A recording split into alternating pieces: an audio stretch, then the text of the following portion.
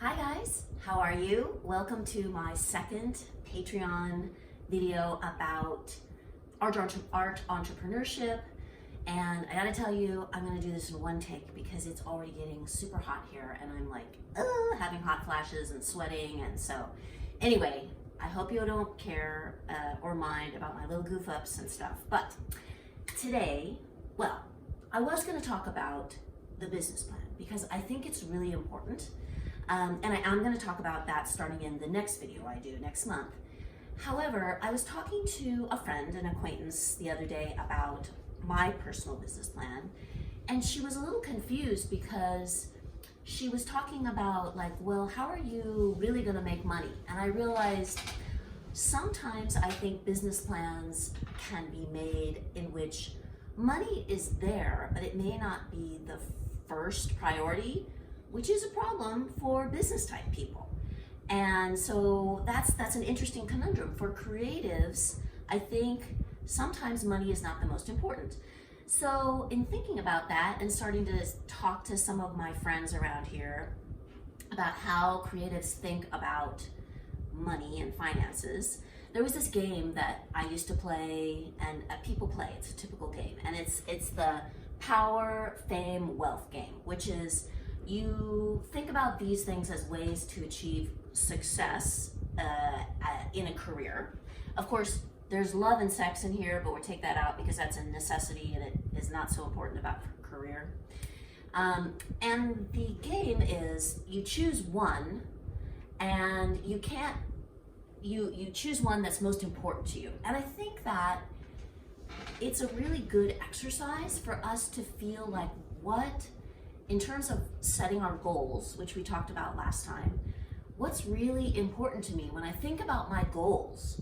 If I have a goal of doing a certain thing, for example, being in a museum collection or writing a memoir or something like that, what of these three things is really behind it? And so I read some articles about how people think of these things.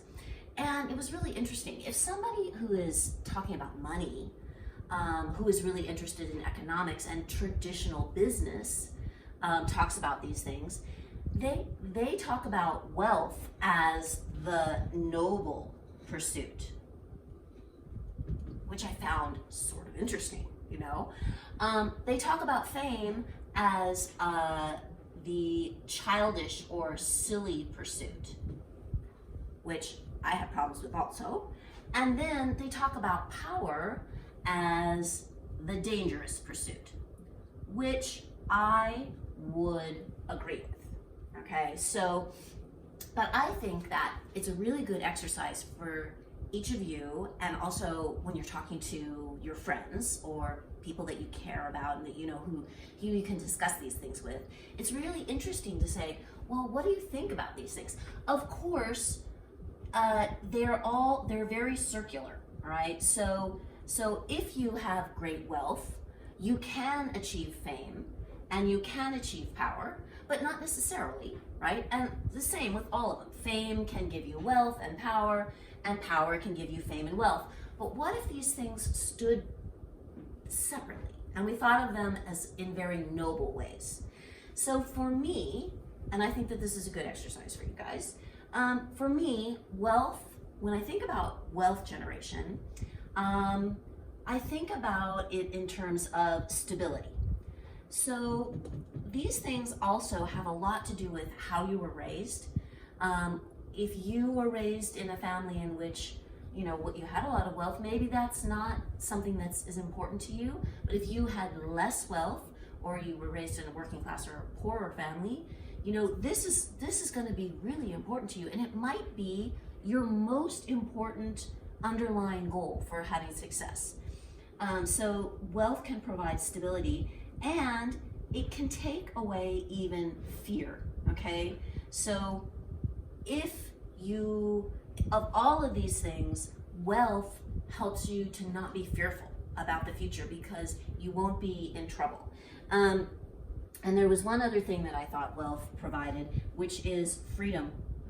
It gives you a lot of freedom because you can make choices in your life if you have wealth. when I think about fame, traditionally, I think artists underlyingly want fame. And I'm not talking about fame in the celebrity type of thing. I'm talking about fame because you are having you're an original thinker.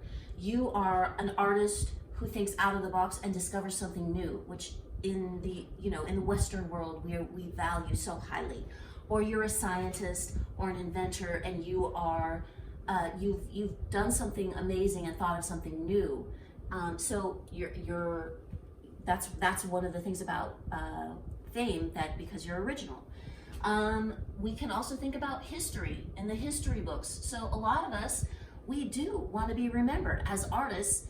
We think, oh, well, maybe I'm not going to achieve success in this lifetime, but maybe I'll be discovered.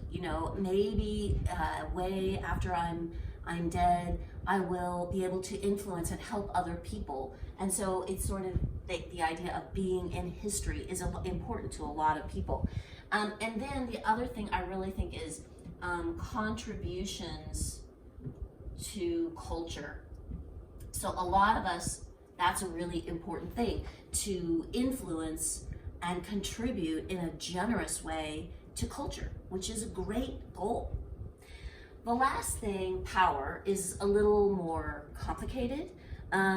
So I think of power in terms of having a lot of responsibility. So if you are powerful, if you are responsible for using it in the right way, because it can be dangerous. I totally agree with that. I also think of power in terms of autonomy, so that you can make your decisions. If you're powerful, if you have power over your life, over your surroundings, over your career, you get to make the decisions, which is an amazing thing. And then you can help others. So if you're powerful, you probably have employees, students, and you can help. So I don't know if you can guess which one is important to me, most important to me. It's power. And I think that also has to do with growing up as a woman, where you may have seen in your life other women, your parents, your grandmothers, your aunts, your friends, your parents' friends, and they may have not had a lot of power. We don't see a lot of women in power, and therefore I think that's why I gravitate towards this, the most important thing. So anyway, I just thought it was interesting, sort of like a cool thing to think about in terms of just thinking about your entrepreneurial goals. So anyway, that's what I wanted to say. I was going to tell you a little desert story, so it has to do with this video. So it's so interesting having grown up in San Diego, where the weather is always perfect, and we know it in San Diego. And having moved to the desert, partially I moved here to experience weather, but and I have lived in places where there was snow, for 1 year or 2 years. That's it. But it's so amazing to have to change your daily patterns to deal with the heat here. So I'll just let you know what happens here. We have to get up, or we should, if we slept well. You really need to get up around 5 here, and even earlier, 4:30. And then you have to do anything physical until about 9 in the morning. And then after that, it's just too hot. So you just sort of shut down. And we have our living room is air conditioned, so we close it down. And then the rest of the day you have to spend indoors, and you can sort of venture out a little bit, maybe go to the gym. We joined the gym again, so to go to air conditioned area. And then you have to take naps in the afternoon because you have gotten up so early. So it's really hot here. We're having a heat wave, and I know everybody is on the West Coast. Up in Oregon is crazy, Canada. So anyway, that's my desert story.